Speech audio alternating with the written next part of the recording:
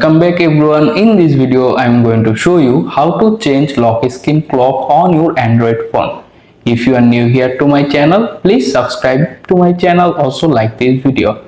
Let's get started. First unlock your phone, then open the settings page. After that scroll down slowly, go to wallpaper and style option. Here you can find your current lock screen wallpaper, click on them and wait to open the page. After the page is open, look for your clock style here.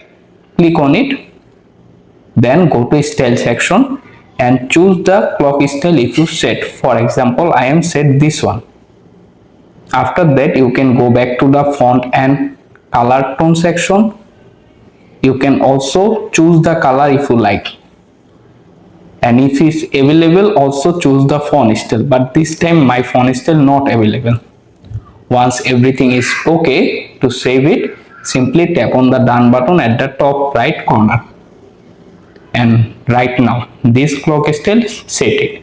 That's it, you are done. Thanks for watching.